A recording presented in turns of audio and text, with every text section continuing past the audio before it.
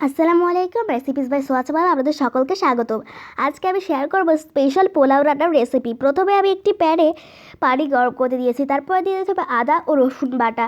তারপরে এখানে আমি দিয়ে দিচ্ছি কাঁচামরিচ আর বাদাম। বাদামের ভেতর দিয়েছি কাজু বাদাম এবং কিশমিশ।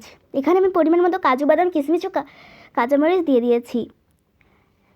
কাজু বাদাম দিলে রান্নার টেস্টটা একটু বেশি হয়, তাই আমি এখানে কাজু বাদাম ব্যবহার করেছি। আপনারা চাইলে এখানে অন্য ধরনের বাদামও ব্যবহার করতে পারেন। তারপরে এর ভিতর দিয়ে দিতে হবে স্বাদ মতো লবণ। আপনারা পরিমাণ মতো লবণ দিতে পারেন। আমি এখানে আমার পরিমাণ মতো লবণ দিয়ে দিচ্ছি।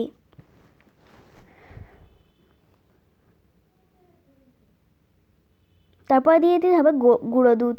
আপনারা চাইলে এখানে লিকুইড দুধও ব্যবহার করতে পারেন। আমি এখানে গুঁড়ো দুধ দিয়েছি। গুঁড়ো দুধ দিলে রান্নার টেস্ট একটু বেশি হয়।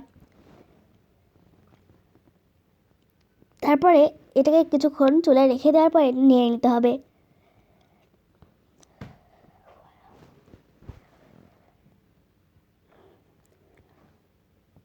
আমি নিয়ে নিচ্ছি।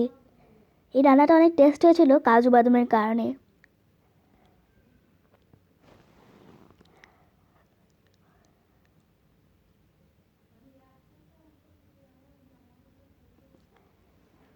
রান্নাটা কেমন ফুটে ফুটে আসছিল। তার ভেতরে দিয়ে দিতে হবে চাল। আমি এখান থেকে আগে থেকে ভাজা চাল রেখেছিলাম রেডি করে। আপনারা এখানে ভাজা চাল নেবেন। আগে থেকে আমি চালটা ভাজি করে রেখেছিলাম, তাই এখানে দিয়ে দিচ্ছি। চালটাকে হালকা করে ভেজে নিতে হবে।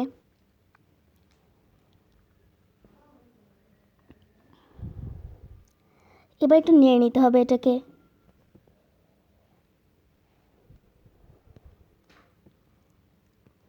আমি এটাকে নেড়ে নিচ্ছি।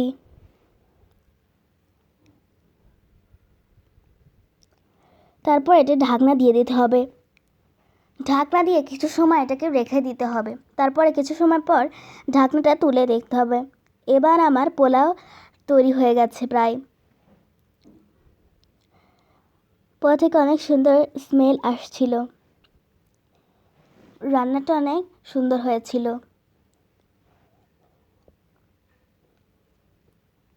আমার পোলাও তৈরি হয়ে গেছে প্রায়।